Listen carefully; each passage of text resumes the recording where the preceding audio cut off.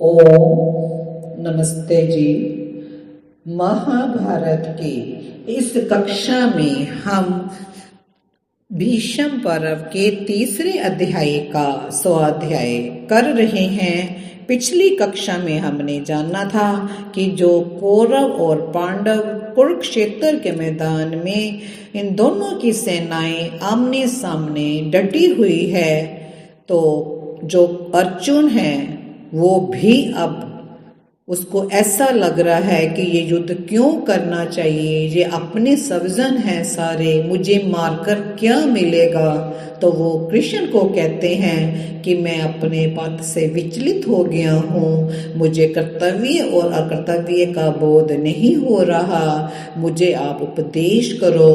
तो अर्जुन जो कृष्ण जी हैं उन्होंने गीता का उपदेश शुरू कर दिया है। तो वो कहते हैं कि जैसे आत्मा के इस शरीर में कुमार, युवा और वृद्धावस्था होती है, वैसे ही एक शरीर को छोड़कर दूसरे शरीर की प्राप्ति होती है। अतः बुद्धिमान मनुष्य इस विषय में मोह नहीं करता। हे कुंती पुत्र, सर्दी, गर्मी और सुख दुख को देने वाले इंद्रिय और विषयों के संयोग तो उत्पत्ति विनाशशील तथा अनित्य है। अतः हे भारत, तो उनको सहन कर। हे पुरुष श्रेष्ठ, सुख और दुख को समान समझने वाले जिस धीर पुरुष को ये इंद्रियां और विषयों के संयोग व्याकुल नहीं करते, वह मोक्ष का अधिकारी होता है। जो नहीं है उसकी उत्पत्ति नहीं होती, और जो है उसका नाश कभी नहीं होता। इस प्रकार तत्वज्ञानियों ने इन दोनों का ही तत्व देखा है। जिसने इस सारे संसार का निर्माण किया है, जिससे संपूर्ण जगत व्यापक है, और तू उस परमेश्वर को नाश रहित जान। इस अविनाशी का विनाश करने में कोई भी समर्थ नहीं है। नष्ट ना होने वाले इंद्रियों के ज्ञान से परे नित्य स्वरूप जीव आत्मा के ये सब शरीर नाशवान कहे गए हैं। शरीर नाशवान है तथा आत्मा अमर है। अतः हे अर्जुन, तू खड़ा हो जा और युद्ध कर। ये आत्मा किसी भी काल में ना तो जन्म लेता है और ना मरता ही है, ऐसी बात भी नहीं है। ये आत्मा ना होकर फिर होगा। ये आत्मा अजन्मा, नित्य, स्थिर और अनादि, शाश्वत एवं पुरातन है। शरीर के नष्ट हो जाने पर भी इसका नाश नहीं होता। जैसे मनुष्य पुराने वस्त्रों को उतार कर दूसरे नवीन वस्त्रों को धारण करता है, वैसे ही जीवात्मा पुराने शरीरों को छोड़कर दूसरे नए शरीरों में प्रवेश करता है। इसी आत्मा को शस्त्र काट नहीं सकते, अग्नि इसे जला नहीं सकता, जल इसे गीला नहीं कर सकता और वायु इसे सुखा नहीं सकता। अतः तुझे शोक करने की आवश्यकता नहीं है। और यदि तू इसे मरण धर्म जान ले तो भी चिंता की कोई बात नहीं है, क्योंकि जन्म लेने वाले की मृत्यु निश्चित है तथा मरे हुए का जन्म भी निश्चित है। अतः बिना उपाय वाले, ना टलने वाले विषय में तुझे शोक करना उचित नहीं है। हे अर्जुन, ये आत्मा सबके शरीरों में सदा ही अवध्य है। अतः तुझे सब प्राणियों के लिए शोक नहीं करना चाहिए। अपने क्षात्र धर्म का चिंतन करके भी तुझे भयभीत नहीं होना चाहिए, क्योंकि क्षत्रिय के लिए धर्म युद्ध से बढ़कर दूसरा कोई कल्याणकारक कर्तव्य नहीं है।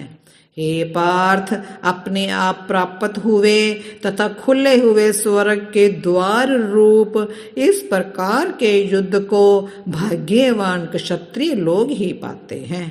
अब यदि तू इस धर्म युक्त युद्ध को नहीं करेगा तो अपने क्षात्र धर्म और यश को खोकर पाप को ही प्राप्त होगा।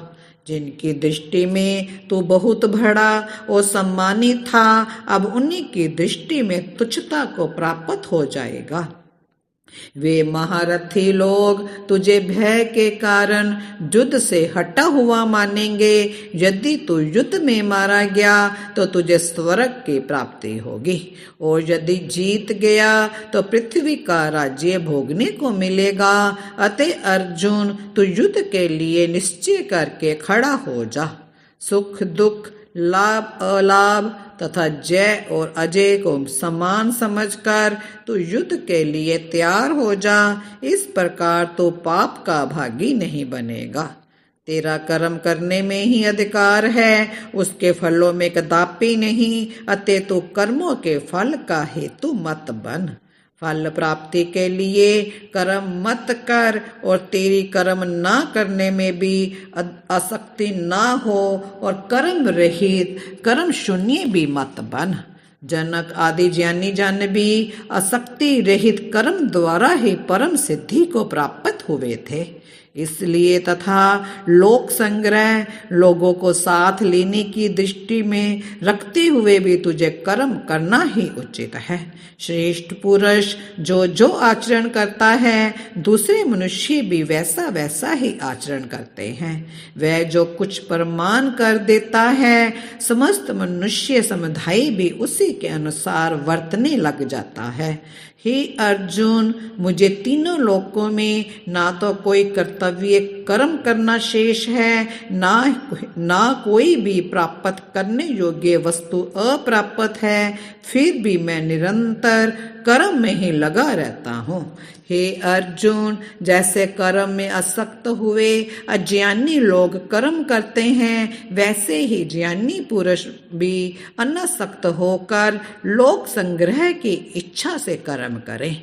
अतः हे भरतवंशी अर्जुन, तो हृदय में स्थित इस अज्ञान जनित अपने संशय को विवेक ज्ञान रूपी तलवार के द्वारा काटकर छिन्न भिन्न करके समत्व रूप कर्म योग का आश्रय लेकर युद्ध के लिए खड़ा हो जा। प्रतिपक्षी सेना में जो योद्धा लोग खड़े हैं, वे सब तेरे बिना भी नहीं रहेंगे, अर्थात तेरे युद्ध ना करने पर भी इन सब का नाश हो जाएगा। अतः तो उठ और शत्रु को जीत का यश प्राप्त कर तथा धन धान्य से संपन्न राज्य को भोग।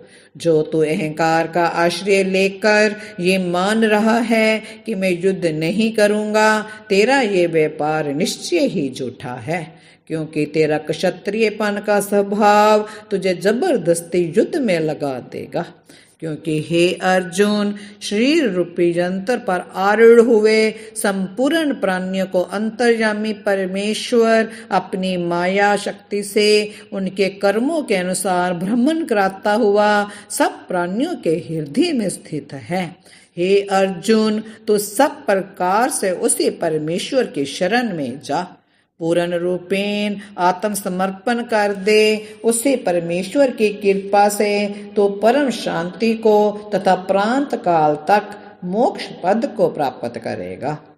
मैंने तुझे ये गूढ़ से गूढ़ ज्ञान बतला दिया है। अब तो इस रहस्य में ज्ञान पर पूर्ण रूप से विचार विमर्श करके जैसा चाहता है वैसा कर। हे पार्थ, क्या इस उपदेश ज्ञान को तूने एकाग्रचित्त से श्रवण किया? हे धनंजय, क्या तेरा अज्ञान से उत्पन्न हुआ मोह नष्ट हुआ? अर्जुन बोले, हे अच्युत, आपकी कृपा से मेरा मोह नष्ट हो गया, मेरी भ्रांति दूर हो गई, मुझे अपने क्षात्र धर्म का स्मरण हो गया। अब मैं संशय रहित होकर स्थित हूँ, अतः आपकी आज्ञा का पालन करूँगा।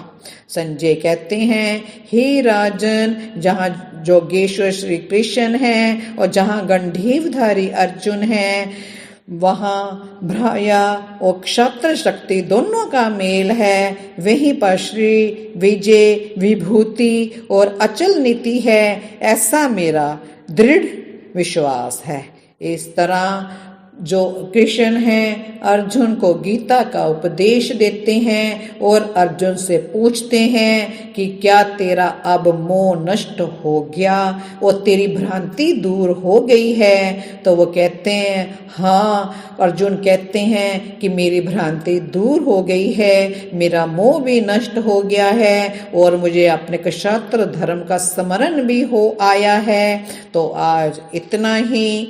तो हम इस अध्याय को, इस कक्षा को यहीं समाप्त करते हैं। तो कल हम देखेंगे कि भीष्म, द्रोण, जो उनका युद्ध होना है, किस तरह युधिष्ठिर भीष्म से, पितामह से और द्रोण से, उनसे युद्ध की अनुमति लेने के लिए किस तरह उनसे पूछते हैं, इसका हम अगली कक्षा में वर्णन करेंगे।